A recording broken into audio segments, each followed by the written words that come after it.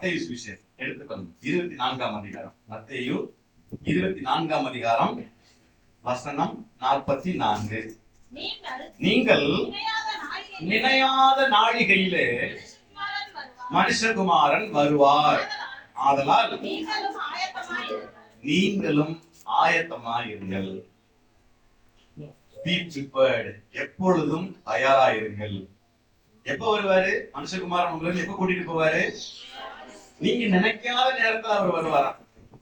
அடடா, இன்னைக்கு பார்த்து வந்துட்டாரு, இப்பதான் கறிக்குழம்பு வச்சுக்கிட்டு இருக்கிறேன் அப்படின்னு சொன்னா அது போயிட்டே இருக்க, நான் வந்துடுறேன் முடியாது. நினையாத நாளிகையிலே கர்த்தர் வருவார், மனுஷகுமாரன் உங்களை அழைத்து போக வருவார். நீங்க செஞ்சுட்டு இருந்தா அப்படியே இருக்கும். நீங்க துணி துவைச்சீங்கன்னா துவைச்சது அப்படியே இருக்கும், சமையல் பண்ணா பண்ணது அப்படியே இருக்கும். அவர் வர நினைக்காத நேரத்துல அவர் வரப்போறாரு. ஆகையினால நீங்களும் ஆயத்தமா இருங்கள் என்று கர்த்தராகிய இயேசு கிறிஸ்து இந்த வார்த்தையை சொல்லுகிறார். கர்த்தருக்கு மகிமை உண்டாகட்டும். அப்ப அதுல முக்கியமா இன்னும் சொல்ல போனா 1 தெசலோனிக்கேயர் புத்தகத்துல 4ஆம் அதிகாரம் 16, 17 ஆகிய வசனங்கள்ல இதனுடைய விளக்கத்தை நான் பார்க்கலாம். ஏனெனில் கர்த்தர் தாமே ஆரவாரத்தோடும் பிரதான தூதனுடைய சத்தத்தோடும் தேவ எக்காலத்தோடும் வானத்திலிருந்து இறங்கி வருவார். அப்பொழுது கிறிஸ்துவுக்குள் மரித்தவர்கள் முதலாவது எழுந்திருப்பார்கள். பின்பு உயிரோடு இருக்கும் நாமும் அவருக்கு எதிர்கொண்டு போக மேகங்கள் மேல் அவர்களோடே கூட ஆகாயத்தில் எடுத்துக் கொள்ளப்பட்டு எப்பொழுதும் கர்த்தருடனே கூட இருப்போம். என்ன ஒரு டூர்ல ஒரு சின்ன சேஞ்ச் என்னன்னு பாத்தீங்கன்னா, வண்டி இங்கே வராது, நம்ம தான் மேல போகணும், மத்திய ஆகாயத்துக்கு போகணும். இன்னுமாய் கர்த்தருடைய வார்த்தை சொல்லுகிறது, அது 3வது வானம் என்று சொல்லப்பட்டிருக்கிறது. ஏற்கனவே தேவனாகிய கர்த்தர் மனுஷனை சந்தித்த இடம், தேவனாகிய கர்த்தர் மனுஷனை முதலாக சந்தித்த இடம் 3வது வானம். இன்னும் சொல்ல போனா அது எங்கன்னு சொல்ல முடியுமா உங்களால? யார் சொன்னா? ஏதேன் தோட்டம். முதல்ல தேவனாகிய கர்த்தர் மனுஷனை சந்தித்த இடம் ஏதேன் தோட்டம். அந்த ஏதேன் தோட்டத்துலதான் மண் எடுத்து மனுஷனை உருவாக்கினார். அந்த இடத்துக்கு தான் மறுபடியும் அவர் வரப்போறாரு. அவர் அங்க வந்துருவாரு. அதுக்கு முன்னால நமக்கு நிறைய அறிகுறிகள் நமக்கு தெரியும். அதனாலதான் 16ஆம் வசனம் சொல்லுது, கர்த்தர் வரும்போது பெரிய ஆரவார தனி கேட்கும், ஆரவார சத்தம் கேட்கும். அதோட பிரதான தூதனுடைய சத்தமும் கேட்கும். பிரதான தூதன் யாரு? கபிரியேல். கபிரியேல் சத்தம் கேட்கும். அப்ப அது மட்டும் இல்ல, தேவ எக்காலத்தோடும் தேவ எக்கால சத்தம் கேட்கும். வானத்திலிருந்து கர்த்தர் இறங்கி வருவார். இந்த வானம்ங்கிறது ஆங்கிலத்திலையும் இபிரேயத்திலையும் மிக தெளிவா சொல்லப்பட்டிருக்கிறது, பரலோகத்திலிருந்து இறங்கி வருவார். தமிழ்ல டிரான்ஸ்லேஷன் பண்ணும்போது வானத்திலிருந்து எழுதியிருக்கிறாங்க. வானத்திலிருந்து இந்த வானம் இல்ல, 7வது வானம், அது பரலோகம். அங்க வானங்களிலிருந்து இறங்கி வருவாருன்னு அதுக்கு அர்த்தம்.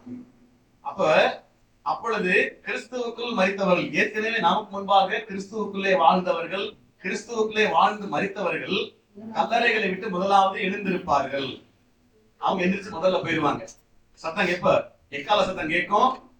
அதே போல பிரதான தூதனுடைய சத்தம் கேட்கும், ஆரவார துணி கேட்கும். அப்போ கிறிஸ்துவுக்குள் மரித்து அடக்கம் பண்ணப்பட்டவர்கள் முதலாவது எழுந்திருந்து அவரோட போயிடுவாங்க, மேல போயிடுவாங்க.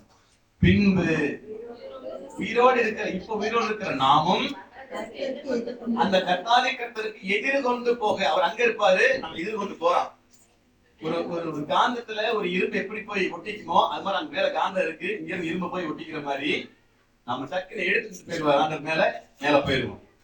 அப்ப பின்பு உயிரோடு இருக்கிற நாமும் கர்த்தருக்கு எதிர்கொண்டு போக மேகங்கள் மேல் அவர்களோட கூட ஆகாயத்தில் எடுத்துக் கொள்ளப்பட்டு இவ்விதமாய் எப்பொழுதும் கர்த்தருடனே கூட இருப்போம். இது மிகப்பெரிய பயணம். எகிப்து தேசத்திலிருந்து இஸ்ரவேலர்கள் புறப்பட்டு வந்த கானான் தேசத்தை பயணத்தை போல அல்ல. அது 40 வருஷம் நடந்தாங்க. இது இமைப்பொழுதுல நடக்கக்கூடிய பயணம், கண்ணிமிக்கிற நேரத்துல நடக்கக்கூடிய ஒரு பயணம். இங்க இருப்பான், கண்ணிமிக்கிற நேரத்துல போயிருவோம், மேல போயிருவோம். அது அப்படிப்பட்ட ஒரு பயணம். அது இந்த டூர் நல்லா இருக்கும்னு நினைக்கிறேன். ஆமா, கர்த்தருக்கு மகிமை உண்டாகட்டும். சரி, இது எப்பொழுது சம்பவிக்கும் என்று தெரிந்தால் கொஞ்சம் நல்லா இருக்குமே, அப்படித்தானே?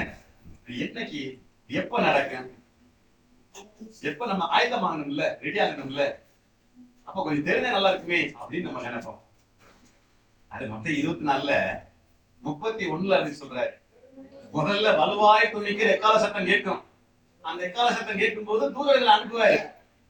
தூதர்களை கூட்டத்தை அனுப்பி அவரால் யாரால், இயேசு கிறிஸ்துவால் யாரெல்லாம் தெரிந்து கொள்ளப்பட்டார்களோ அவர்களை வானத்தில் ஒரு முனை தொடங்கி மறுமுனை மட்டும் 4 திசைகளிலும் இருந்து சேர்ப்பார். பாருங்க,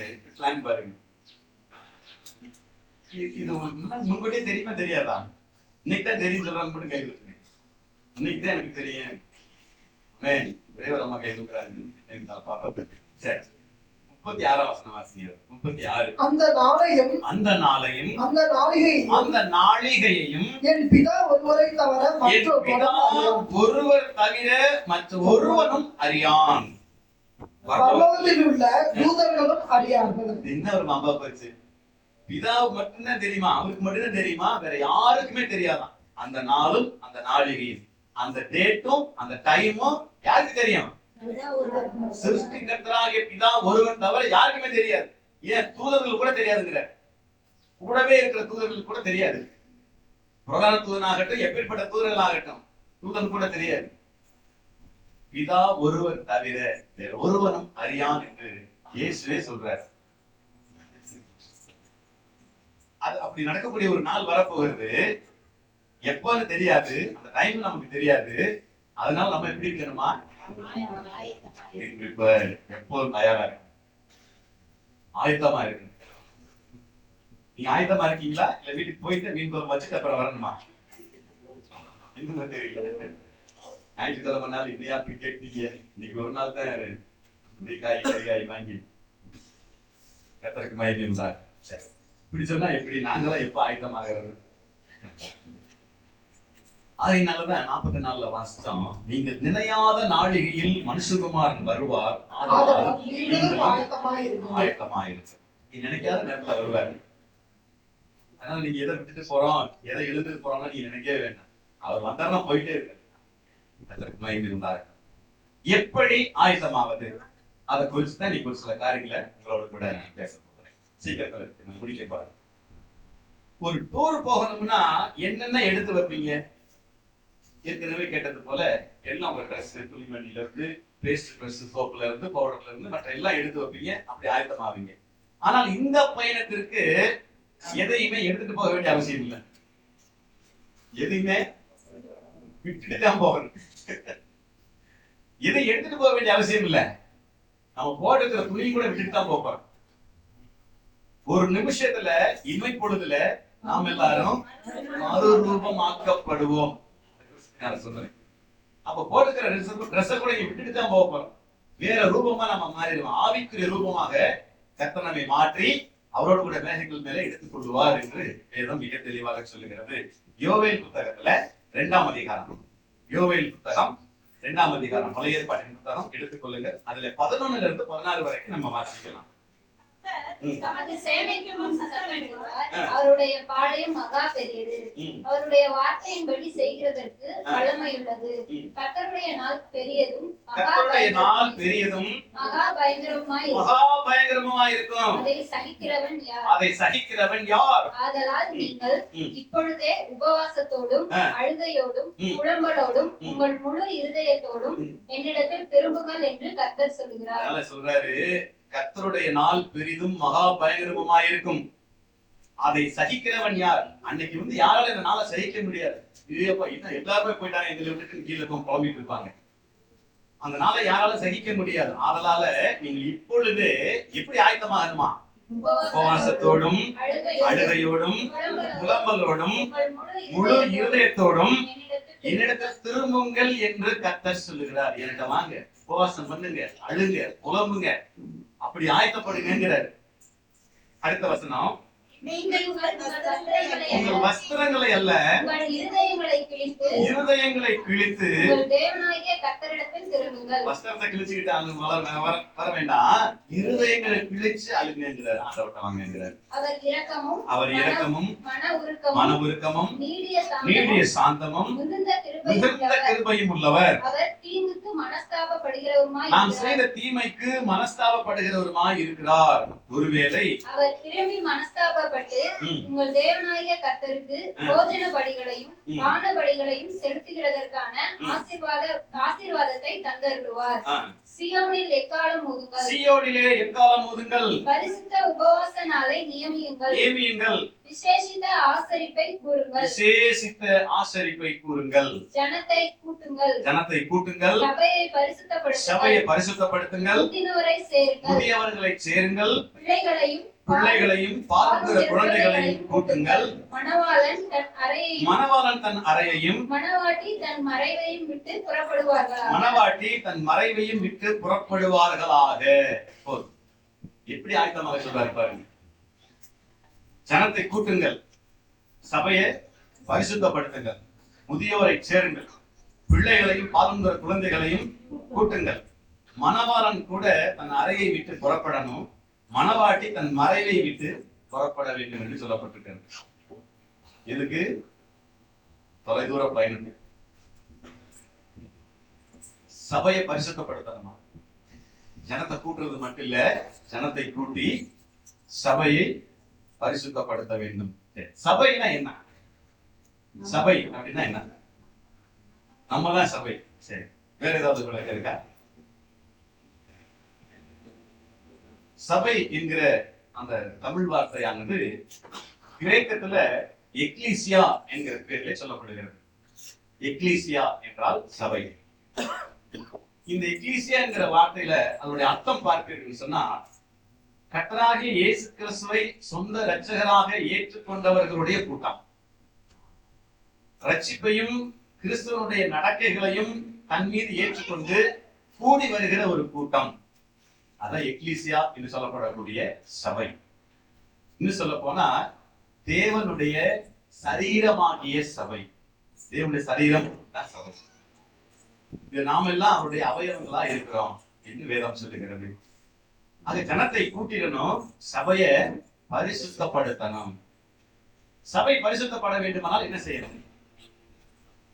சபை இப்ப வந்திருக்கிறோம், கூடி வந்திருக்கிறோம், ஆண்டவருடைய நாமத்தினால கூடி வந்திருக்கிறோம், ஒரு சபையா இருக்கிறோம். இந்த சபையை பரிசுத்தப்படுத்தணும்னா என்ன செய்யணும்? ஏற்கனவே சொல்லியிருக்கு, மனதிற்கு உங்கள் வஸ்திரங்களை அல்ல, இருதயங்களை கிழித்து என்னிடத்துல மனதிற்கு வாங்குங்க. அப்ப முதல்ல அப்படிப்பட்ட ஒரு பரிசுத்த நமக்குள்ளே உண்டாக வேண்டும் என்று கர்த்தர் விரும்புகிறார். சரி, அந்த இன்னொரு சப்ஜெக்ட் நேரம் இருக்கு, நேரம் அதிகமா போகும். இப்ப மணவாளன் தன் அறையையும் மணவாட்டி தன் மறைவையும் விட்டு புறப்படுவார்களாக சொல்லப்படும். இதுல மணவாட்டி யாரு, மணவாளன் யாரு? மணவாளன் இயேசு கிறிஸ்து. மணவாட்டி நம்ம தான் மணவாட்டி. இந்த ஆவிக்குரிய சபை தான் மணவாட்டி. அப்ப மணவாட்டி என்ன செய்யணுமா? தன் மறைவை விட்டு புறப்பட வேண்டும். மணவாட்டியுடைய மறைவு என்று சொன்னால் என்னன்னா, அதுக்கு ஒரு விளக்கத்தை பார்க்கலாம். எரேமியா 2ஆம் அதிகாரம் 32ஆம். எரேமியா 2ஆம் அதிகாரத்துல 32ஆம் வசனம். ஒரு பெண் தன் ஆபரணத்தையும் ஒரு மணவாட்டி தன் ஆடைகளையும் மறப்பாலோ, என் ஜனங்களோ. என்ன அழகா எரேமியா சொல்றாரு பாருங்க. ஒரு பெண் தன்னுடைய ஆபரணத்தை மறப்பாலோ. உங்களுக்கு ஒரு செயின் கொடுத்திருக்கிறாங்க, வீட்டுல ஒரு கம்மல் போட்டு விட்டு இருக்கிறாங்க, ஒரு மோதிரம் போட்டு இருக்கிறாங்க. அதை நீங்க மறந்துக்கே வச்சுட்டு வந்துருவீங்களா? என்ன மறக்க மாட்டீங்க. ஐயோ, வீட்டுக்கு போன எங்க அம்மா கிட்ட உடனே கேட்பாங்க, எங்க கேட்பாங்களே. மறக்க மாட்டீங்க, உங்க என்ன சிந்தனைலாம் அங்கதான் இருக்கு. அதே போல ஒரு மணவாட்டி தன் ஆடைகளையும் மறப்பாலோ. மணவாட்டின்னு எப்ப இருக்கும்? ஒரு பொண்ணு அலங்கரிச்சு ரெடியா இருக்கு கல்யாணத்துக்கு, அதான் மணவாட்டி. ஒரு மணவாட்டியா இருக்கிறவங்க 1 மணிக்கு கல்யாணம் அப்படின்னா ஆடை மறந்து வந்துட முடியுமா? அவங்க போட்டுக்க ட்ரெஸ் மறந்து வந்துட முடியுமா? மறக்க மாட்டாங்க. எப்படி பிற்பராக சொல்றாரு பாருங்க. ஒரு பெண் தன் ஆபரணத்தையும் மணவாட்டி தன்னுடைய ஆடைகளையும் மறப்பாலோ. ஆனா என்ன ஒரு விஷயம்னா, என்னுடைய ஜனங்களோ எண்ணி முடியாத நாட்களாய் மறந்துட்டாங்க. ஆண்டவரை மறந்துட்டாங்க. எண்ணி முடியாத நாட்களாய் என்னை மறந்துட்டாங்க. அவங்க ஆடைகளை மறந்துட்டாங்க, ஆபரணத்தை மறந்துட்டாங்க. என்ன ஆடை ஆபரணம்னு சொல்லிட்டு இருக்கிறாரு எல்லாம் என்ன அப்படின்னு பார்த்தா அதை குறித்து வெளிப்பாடு புத்தகம் 16ஆம் அதிகாரம் 15ஆம். வெளிப்பாடு புத்தகம் 16ஆம் அதிகாரம் 15.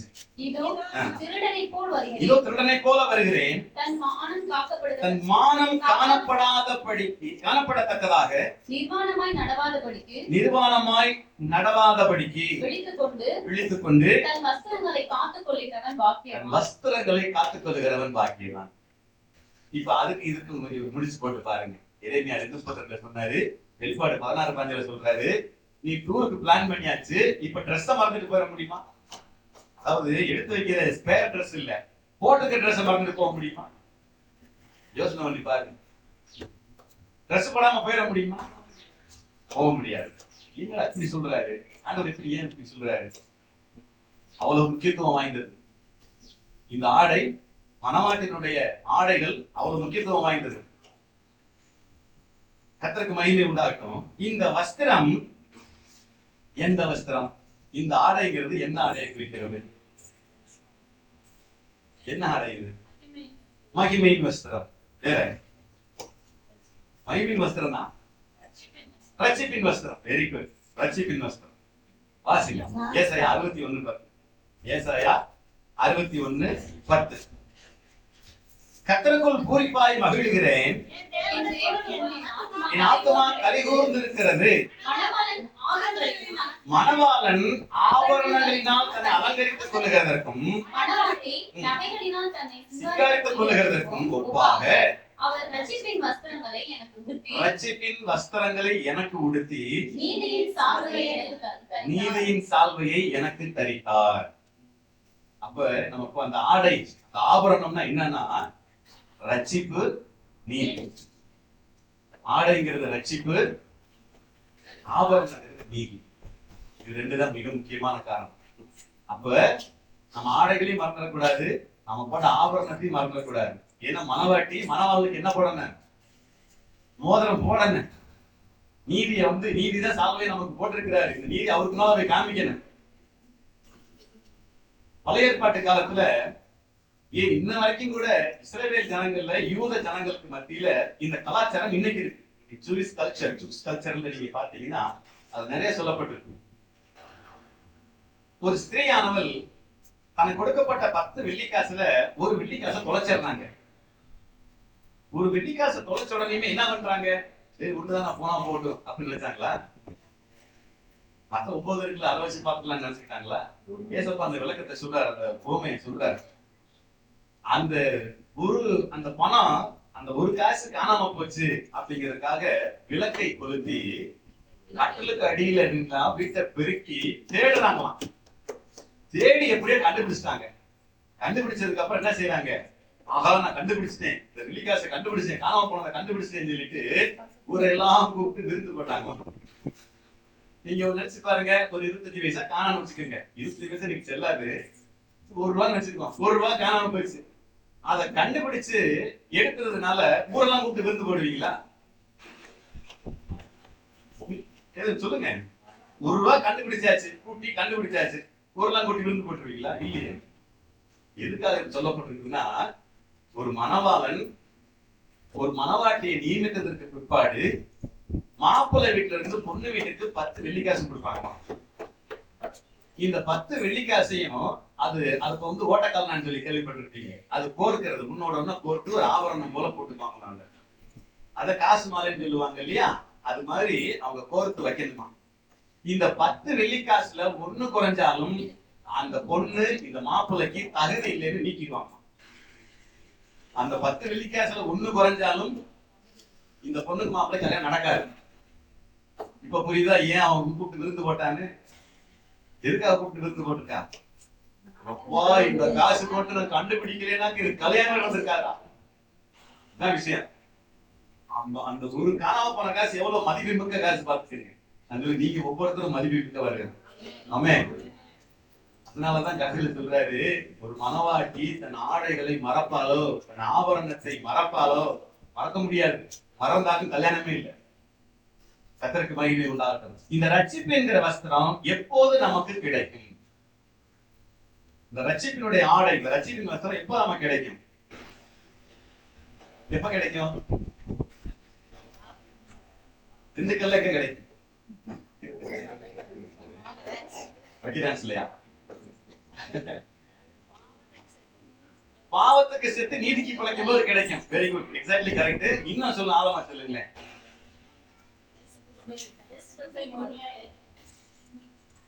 ஏற்றுக்கொள்ள, சுந்தரச்சேர ஏற்றுக்கொள்ள, எல்லாமே கரெக்ட். எப்ப கிடைக்கும்? நீங்க எப்ப வாங்குனீங்க? அதேதான். அல்லேலூயா. நீங்க ஞானசானம் பெற்று கரையேறும் போது நீங்க இழந்து போன மகிமையின் வஸ்திரத்துக்கு அடையாளமாக இந்த ரட்சிப்பின் வஸ்திரத்தை அணிந்து கொள்ளுங்கள் வெள்ளை வஸ்திரம் போடுவாங்க. அன்னைக்கு கிடைக்கிறது அந்த வஸ்திரம். அதை காத்துக் கொள்ள வேண்டும் என்று சொல்லு. ரட்சிப்பை காத்துக் கொள்ளுகிறவன் பாக்கியவான். இந்த வஸ்திரத்தை காத்துக் கொள்ளுகிறவன் பாக்கியவான்.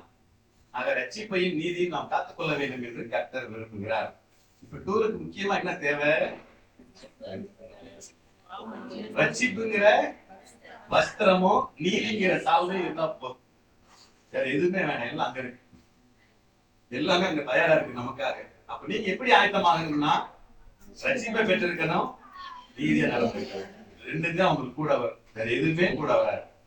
நீங்க இந்த பூமியில சம்பாதிச்சு வச்சிருக்கிற கோடிக்கணக்கான சொத்துக்கள் கூட வராது. நீங்க வச்சிருக்கிற ஆயிரக்கணக்கான ஜோடி செருப்புகள் கூட வராது. 10,000கணக்கான பட்டுச்சேலைகள் கூட வராது. ஏன் அதை மட்டும் சொல்றீங்க? பேண்ட் ஷர்ட்டிங் எதுவுமே கூட வராது. கூட வர ரெண்டே ரெண்டு. ஒண்ணு சொன்ன ரட்சிப்பு, நீதி. இது ரெண்டு தான் கர்த்தர் எதிர்பார்க்கிற காரியம். இது ரெண்டும் சரியா இருந்துச்சுன்னா அவர் வண்டி வரும்போது நம்ம கிளம்பிடும். இல்லையா? புறப்பட போகுது வண்டின்னு ஒரு பாட்டு, நல்ல பாட்டு, அருமையான பாட்டு. வண்டி ஓட்டுநர் ஆவியானவர், வண்டி நடத்துறவர் இயேசுவானவர், கண்டக்டர் அவரு, டிரைவர் அவரு. நல்ல பாட்டு. சீர்காழி இயேசு பிரகாசம் பாட்டு, அருமையான பாட்டு, கேட்டு பாரு. ஆகவே அருமையான கர்த்தருடைய பிள்ளைகளே, நம்முடைய மானம் காணப்படாதபடிக்கு இந்த வஸ்திரம் தான் நம்மளை பாதுகாக்கும். வேற வஸ்திரம் எல்லாம் நமக்கு இருக்காது. இந்த பூமிக்குரிய வஸ்திரம் பருத்தி நூல்ல செஞ்சது, ரொம்ப டெர்லி, இது ரொம்ப காட்டனா, அதெல்லாம் எதுவுமே இருக்காது. எல்லாம் கீழே விழுந்துடும். உங்களை மூடி இருக்கிறது ரட்சிப்பின் வஸ்திரம் தான். நீதிங்கிற சால்வை தான் உங்களுக்கு மூடி இருக்கு. வேறெல்லாம் ஒண்ணுமே, இந்த உலகத்துல எல்லாமே கீழே போயிருக்கு. இந்த பூமியில இருந்து வந்த எதுவுமே நம்ம கூட வராது. இந்த பூமியில இருந்து உருவான எதுவுமே நம்ம கூட வராது. மண்ணுல செய்யப்படலாம் சரி, துணி நூல்ல செய்யப்படலாம் சரி, எதுவுமே நம்ம வராது, நம்ம கூட வராது. சரி, அப்படியானால் இன்றைக்கு ஞானஸ்நானம் பெறாதவர்கள் எப்படிப்பட்ட சூழ்நிலை இருப்பாங்கன்னு நினைச்சு பாருங்க. ட்ரெஸ் இல்லாம தான் இருப்பாங்க. ஞானஸ்நானம் பெறாதவங்க எல்லாம் எப்படி இருப்பாங்க? பார்த்துக்க. ஏசப்பா வரப்போது, ஐயோ என் ட்ரெஸ்ஸை காணாம சொன்னீங்கன்னா முடிஞ்சு வச்சு வர முடியாது. டூருக்கு வர முடியாது. அந்த வண்டி ரொம்ப நேரம் நிக்காது. நமக்காக ரொம்ப நேரம் வெயிட் பண்ணி, மாப்பிள்ள தானே வர கொஞ்ச நேரம் நின்றுக்குவோம், என் மச்சன் தானே, எங்க அக்கா பையன் தானே, அதான் நிக்காது. வண்டி சொன்ன டயத்துக்கு வரும், சொன்ன டயத்துக்கு போயிடும். அதுக்குதான் புத்தி உள்ள கன்னிகைகள் புத்தி இல்லாத கன்னிகைகளை குறித்து சொல்றாரு.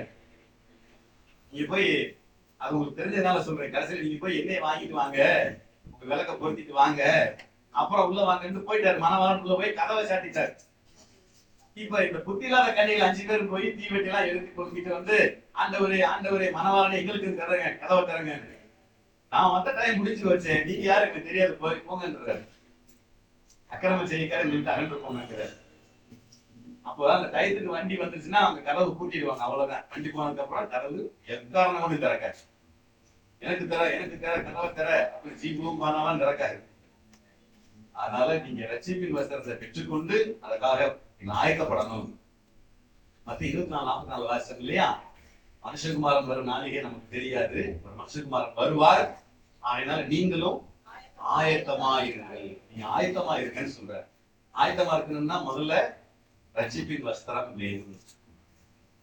இந்த ஞானஸ்நானம் பெறதான் அடிப்படை தகுதி. கர்த்தருக்கு மகிமை உண்டாகட்டும். யோவேல் 3:14 சொல்லியிருக்கு. நீங்க வாசிக்க வேண்டாம். அது கர்த்தரின் நாள் சமீபமா இருக்கிறது என்று யோவேல் சொல்லுகிறார். மார்க் 13 32-37 வரைக்கும் குறிச்சு வச்சுக்கோங்க. அதுக்கு இணையா லூக்கா 21 25-28 வரைக்கும் வாசிச்சு அந்த நிறைவு செய்யப்படும். லூக்கா 21 அதிகாரம் வசனம் 25 இருந்து காரியங்கள் ஆ. தோன்றும். ஆமா. பூமியின் மேலுள்ள ஜனங்களுக்கு தத்தளிப்பும் ஆ. இடுக்கணும் உண்டாகும். ஆ. சமுத்திரமும் அலைகளும் முழக்கமாயிருக்கும். முழக்கமாயிருக்கும். வானத்தின் சத்துவங்கள் அசைக்கப்படும். பாருங்க, இது டூர் போற அன்னைக்கு நடக்கிறது. ஆதலால் பூமியின் மேல் வரும் ஆபத்துகளுக்கு பயந்து எதிர்பார்த்து இருக்கிறதுனால் மனுஷனுடைய இருதயம் சோர்ந்து போகும். அப்பொழுது மனுஷகுமாரன் மிகுந்த வல்லமையோடும் மகிமையோடும் மேகத்தின் மேல் வருகிறதை காண்பார்கள். மனுஷகுமாரன் மிகுந்த வல்லமையோடும் மகிமையோடும் மேகத்தின் மேல் வருகிறதை காண்பார்கள். இவைகள் சம்பவிக்க தொடங்கும் போது உங்கள் மீட்பு சமீபமா இருப்பதால் இருப்பதால் நீங்கள் நிமிர்ந்து பார்த்து உங்கள் தலைகளை உயர்த்துங்கள் என்றார். நிமிர்ந்து பார்த்து தலைகளை உயர்த்துங்கள். எங்க இருந்து வருவார்? மேல இருந்து வருவார். மேலதான் கேட்க சத்தம், மேல கேட்க மேலதான் பார்க்கணும். அப்போ நிமிர்ந்து பார்த்து உங்கள் தலைகளை உயர்த்துங்கள் என்று கர்த்தர் சொல்லுகிறார். நீங்க புறப்பட தயாராயிட்டீங்கன்னா இங்கதான் பார்க்கணும், மேலதான் பார்த்துட்டு. நம்ம இப்ப டூர் போனா எங்க பார்த்துட்டு இருப்பான்? ரோட்டை பார்த்து. வண்டி வந்துருச்சா? இன்னும் வண்டி வரல, இடம் தெரியுமா டிரைவருக்கு? ஆகவே நீங்கள் இந்த பயணத்திற்கு தகுதியாக இருக்க வேண்டுமானால் முதலிலே நீங்கள் ஞான ஸ்நானம் பெற்றிருக்க வேண்டியது அவசியம். அப்போஸ்தலர் 2ஆம் அதிகாரம், அதோடு முடிக்கிறேன். அப்போஸ்தலர் 2ஆம் அதிகாரம் 38 இருந்து 42 வரை, 38 இருந்து 42 வரை. பேதுரு அவர்களை நோக்கி நீங்கள் மனம் திரும்பி ஒவ்வொருவரும் பாவ மன்னிப்புக்கென்று இயேசு கிறிஸ்துவின் நாமத்தினாலே ஞானஸ்நானம் பெற்றுக் கொள்ளுங்கள். அப்பொழுது பரிசுத்த ஆவியின் வரத்தை பெறுவீர்கள். முதல் 3 தகுதி. முதல்ல நீங்க மனம் திரும்புங்க. செஞ்ச பாவத்தை விட்டு, அக்கிரமத்தை விட்டு, துன்மார்க்கமான காரியத்தை விட்டு மனம் திரும்புங்க. முதல்ல மனம் திரும்புங்க. அதுக்கப்புறம் ஞான ஸ்நானம் பெற்றுக்கொள்ளுங்க. இப்ப மனம் திரும்பி ஞானஸ்நானம் பெற்றுக்கொண்டவர்களுக்கு ஆவிக்குரிய ஆசீர்வாதம், பரிசுத்த ஆவி அவர்களுக்கு கிடைக்கும். இது 3 தான் மிக முக்கியமான முதல் காரியம்.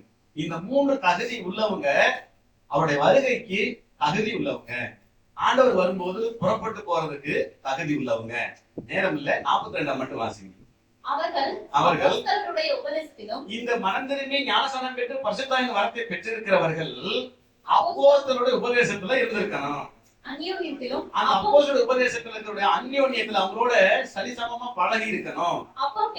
அங்கே ராபோஜனத்துல பங்கெடுத்து இருக்கணும். அது மட்டும் இல்லாம எப்பொழுதும் ஜெபம் பண்ணி கொண்டிருந்திருக்கணும்.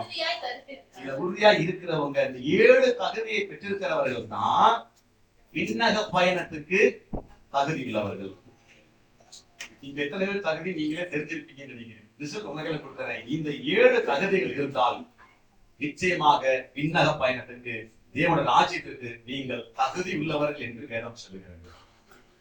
என்னென்ன?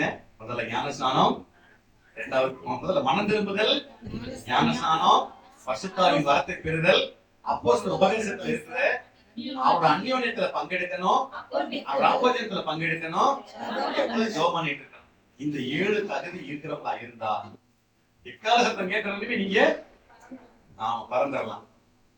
வண்டி அங்க இருக்கு, நம்ம நேரா போய் வண்டியில உட்காந்துருவோம். ஏன்னா அங்க இருந்து இன்னும் ஒரு 3 வானம் தாண்டி போகுது, இன்னும் அதுக்கப்புறம் 4 வானம் போகுது. அதனால பயணம், தொலைதூர பயணத்துக்கு நாம ரெடி ஆகிட்டு இருக்கிறோம்.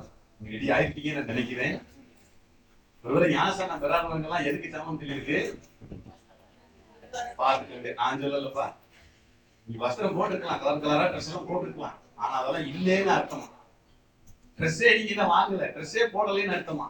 அதனால உங்கள் மானம் காணப்படத்தக்கதாக நிர்வாணமா இராதபடிக்கு வஸ்திரங்களை காத்துக் கொள்ளுகிறவன் பாக்கியவான். வஸ்திரம் இல்லாம யாரும் கல்யாண வீட்டுக்குள்ள பிரவேசிக்க முடியாது. அதான் எடுத்த நேரம் இல்லை. அதனால இதோட முடிக்கிறேன் நானு. கர்த்தருக்கு மகிமை இருந்தாங்க. அதனால நீங்க இந்த பயணத்துக்கு ஆயத்தமாகுங்க. உங்களை ஆயத்தமாகி கொண்டு போறதுக்கான பொறுப்பு என்கிட்ட இருக்கு. இந்த டூருக்கெல்லாம் பிளான் பண்ணி ஒருத்தர் பொறுப்பு எடுத்துக்குவாங்க தெரியுங்களா? அவர் பாத்தீங்கன்னா கரெக்டா தெரியும். அவர் பக்கத்துல ஒரு பையன் டிரைவர் சீட்டு பக்கத்துல உட்கார்ந்து இருப்பாரு. அப்ப தெரிஞ்சுக்கலாம் ஒரு டூர் பிளான் பண்ணி கூட்டிட்டு வருவாங்க போல. அது மாதிரிதான் என்னோட வேலையா பக்கத்திலே வச்சுக்கிட்டு, எப்பா வந்துட்டாப்பா, அவர் வந்தாச்சப்பா, அப்பா கொடுக்கா அங்குடுக்க ஏறி அந்த வேலைக்கு நான் செஞ்சுக்கிட்டு. யாரெல்லாம் ட்ரெஸ் வாங்கல வந்து சீக்கிரத்துல இந்த மே மாசத்துக்குள்ள எல்லாம் ட்ரெஸ் வாங்கிக்கங்க, ஆயத்தமாயிருங்க. எனக்கு தெரியாது, பிரதிஷ்டை பண்ண அடுத்த நாளே கூட நம்ம பண்ணலாம் போயிருவோம். ஸ்தோத்திரம். கர்த்தருக்கு மகிமை. கர்த்தருக்கு சித்தமானால், உயிரோடு இருந்தால் நிச்சயமாக நாம் எல்லாரும் பரலோக ராஜ்யத்துல சந்திப்போம். கர்த்தருக்கு மகிமை உண்டாகட்டும். சரிப்போமா? யாரெல்லாம் அப்படி ஆயத்தமா இருக்கிறீங்க? ஞானஸ்தானம் பெறாதவங்க ஆயத்தம் ஆயிருங்க. ஆயத்தம் ஆறவங்க அப்போஸ்தலருடைய உபதேசம், இது அப்போஸ்தலருடைய உபதேசம். அப்போ அவரோட அந்யோன்யத்துல இருக்கிறோம். அந்யோன்யம் பழக்க வழக்கங்கள். அடுத்து அப்பம்பத்துல சாபோஜனத்திலே பங்கெடுப்பாங்க. அப்போ ஜெபம் பண்றதுலயும் உறுதியா இருப்பாங்க. இவங்கதான் தகுதி. சரி, கர்த்தருக்கு மகிமை உண்டாகும். இப்போ கர்த்தருடைய பந்தி இருக்கிற அப்படின்னால நம்மை நாமே தாழ்த்தி அர்ப்பணித்து நம்முடைய பாவங்களை அறிக்கையிட்டு ஜெபிக்கணும். ஸ்தோத்திரங்கள் சொல்லுகிறார். எங்களை நேசிக்கிற நல்ல பிதாவே, பரலோகத்தின் நல்ல தெய்வமே, இந்த நல்ல வேலைக்காக நன்றி செலுத்தி நாங்கள் ஜெபிக்கிற ராஜா. இந்த ஆசீர்வாதமான வேலையில இதோ தானமாய் கொடுத்திருக்கிற அருமையான பிள்ளைகளோடு கூட எக்லீசியா என்று சொல்லப்படக்கூடிய இந்த சபையோடு கூட ஆண்டவர் இவ்வளவு நேரம் கர்த்தர் பேசினீர். இந்த வார்த்தைகளை கேட்டிருக்கிறாங்க. ரட்சிப்பை பெற்றுக்கொள்ளும்படி உணர்த்தி இருக்கிறீர். ரட்சிப்பின் வஸ்திரங்களையும் நீதியின் சால்வையும் உடைய பிள்ளைகளுக்கு தந்திருக்கிறீர். அதை பெற்றுக்கொள்ளாதவங்களுக்கு கர்த்தர் சீக்கிரத்தில் பெற்றுக்கொள்ளும்படியான வாய்ப்பை ஏற்படுத்தியிருக்கிறீர். அதற்காக நன்றி செலுத்துகிறோம். தொடர்ந்து இந்த மாதம் முழுவதும் இது நடக்கும்படியாக உடைய கருத்தை ஒப்புக்கொடுக்கிற ராஜா. ஆண்டவரே, இன்றைக்கு கர்த்தருடைய பந்தி இருக்கிற அப்படின்னால இந்த கர்த்தருடைய பந்தியிலே பங்கெடுக்க தகுதி உள்ளவர்கள் தங்கள் இருதயத்தை ஆராய்ந்து அறிந்து நாம் இந்த பாத்திரத்திலே பங்கெடுக்க தகுதிதானா என்பதை அறிந்து இதில் பங்கெடுக்க வேண்டுமா நாம் செபிக்கிறோம். அது மாத்திரமல்ல ஆண்டவரே, இந்த பந்தியிலே பங்கெடுக்க கூடாதபடிக்கு சரீர பிரகாரமாய் மனதளவிலே என்னெல்லாம் தடைபடுத்துகிறதோ, எப்படிப்பட்ட பாவ சாபங்கள் முன்பிருந்தவர்களை கூண்டுகிறதோ அப்படிப்பட்ட எல்லா பாவங்களையும் அறிக்கையிடுகிற ராஜா. இந்த பாவங்கள் எல்லாம் பொறுத்தருளுங்க ஆண்டவரை. யார் பேரிலே நாங்கள் குறை குற்றங்களோடு இருப்போம் என்று சொன்னாலும் அதை தயவா எங்களுக்கு மன்னிக்க. யார் பேரிலாவது நாங்கள் கோபத்தோடு அல்லது விரோதத்தோடு பகையோடு இருக்கிறோமோ அப்படி நாங்கள் மனதார மன்னிக்கிற ராஜா. ஆண்டவரை, எங்கள் பகைகளை விரோதங்களை எல்லாம் ஒழித்து போட்டு நித்திய ராஜ்யங்களை தகுதிப்படுத்த வேண்டும் நாங்கள் செபிக்கிறோம். பந்தியில பங்கெடுத்து உதவி செய்யும். தொடர்ந்து வழிநடத்துக்கு பலப்படுத்துங்க ஆளுகை செய்யும். இயேசு கிறிஸ்து நாமத்தில் வேண்டிக் கொள்கிறோம் நல்ல பிதாவே. ஆமென். ஆமென்.